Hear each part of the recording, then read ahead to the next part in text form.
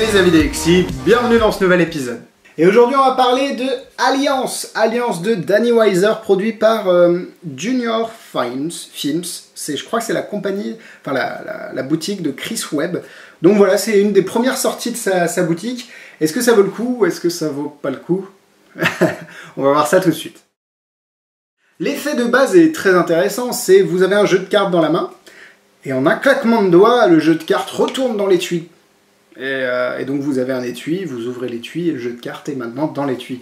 L'effet est très simple à résumer, le visuel est ce qu'il est. On va voir ça tout de suite. Après les gens vont me dire « Alexis, t'es méchant, mais là, concrètement, c'est bon quoi. » C'est vendu au prix de 30 $, disponible dans tous les partenaires Murphy's. Je voudrais les remercier de m'avoir envoyé le tour, c'est vraiment super sympa à eux. C'est moi qui l'ai choisi, hein, on est d'accord, je pensais que c'était bon, mais en fait...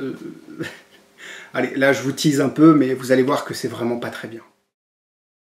Vous recevez cette petite enveloppe noire avec à l'intérieur le gimmick qui est à moitié fabriqué. Vous avez tout qui est fourni, mais il va falloir faire un petit peu de boulot pour le finir et puis pour l'ajuster à votre jeu de cartes. Il est fourni en bicycle rouge, donc vous ne pouvez pas changer si vous avez des bicycles bleus ou des bicycles vertes. Vous ne pouvez pas changer. Quoi d'autre? Vous recevez le DVD aussi, qui est très bien tourné, lui, vous avez beaucoup d'idées, donc honnêtement le DVD est bien. Le gimmick niveau qualité est pas mal, mais voilà, oui, non, c'est pas mal. 30 €, bon bah c'est pas... Oui, non, pour la démonstration, ça va aller très vite. J'ai un jeu de cartes avec plein de cartes. Ouais, c'est vachement convaincant. Attention, wouh, je peux avoir un jeu de cartes complet avec à l'intérieur des vraies cartes. Voilà, voilà, sans commentaire. On passe au point négatif. C'est parti. Alors dans la description, il parle d'un tour d'entrée. Le problème, c'est que pour un tour d'entrée, il faut déjà avoir les cartes de sortie. Et c'est là, pour moi, où réside toute la contradiction, c'est que si vous remettez vos cartes dans l'étui, c'est plutôt un tour qui va finir une routine, pas un tour qui va la commencer. Donc voilà, c'est un peu le petit paradoxe que j'ai trouvé dans la description, pour moi, qu'il fallait soulever. Alors concrètement, la façon, et vous l'avez vu, et encore, dans la vidéo de démonstration, moi j'ai utilisé la version un peu plus élaborée, où vous pouvez montrer tout le dos du jeu de cartes au départ, parce que normalement si vous n'avez pas ça, en tout cas si vous ne faites pas ce que j'ai fait, vous ne pouvez montrer que la moitié du jeu. Et quand je vous dis montrer que la moitié du jeu, c'est que vous êtes comme ça, ok? Donc vous êtes comme ça, enfin avec là je vous le montre avec un étui, mais normalement c'est avec un jeu de cartes évidemment. Donc toute cette partie là vous ne pouvez pas la montrer, donc concrètement les angles c'est très limité. L'étui ne peut pas du tout être examiné, vraiment pas du tout. Alors est-ce que c'est un problème ou pas, vu que vous allez sortir les cartes, faire votre routine derrière, je sais pas, mais bon, à partir du moment où il y a quelque chose de visuel et flash qui se passe avec l'étui, moi je suis pas con, j'ai envie d'examiner l'étui. Bon, moi en même temps je suis casse-couille, hein, vous le savez, au fur et à mesure des vidéos, vous l'avez compris, mais voilà, l'étui est pas examinable. Je suis mauvaise langue, dans le DVD ils expliquent une façon de le faire examiner, et concrètement vous le ferez jamais. Hein, c'est juste un bordel à voir niveau setup et tout, ça tient pas en place. Oubliez ça. Bon, comme je l'ai dit, les angles, faut être en face, quoi. Ou alors à gauche, parce que, ouais, non, même pas. La façon de faire apparaître cet étui ou de transformer le jeu de cartes en étui est bizarre. Et des fois, ça flash, et ça flash beaucoup.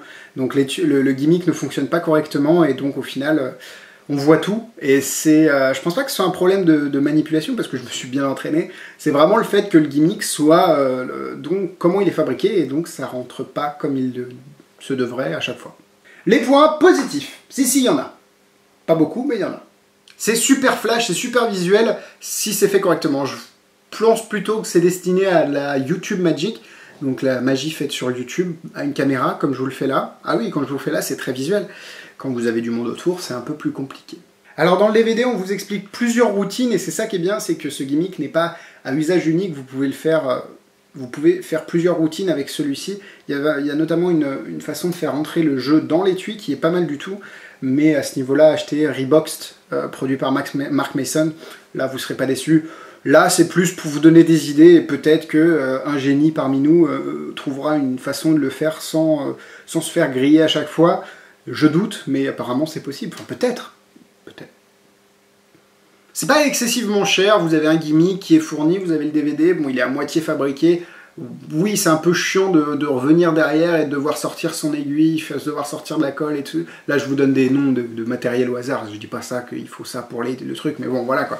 C'est un peu chiant, mais au final, bon, bah écoute, c'est pas compliqué quoi. Mais bon, c'est pas cher non plus, donc voilà, non, c'est bien.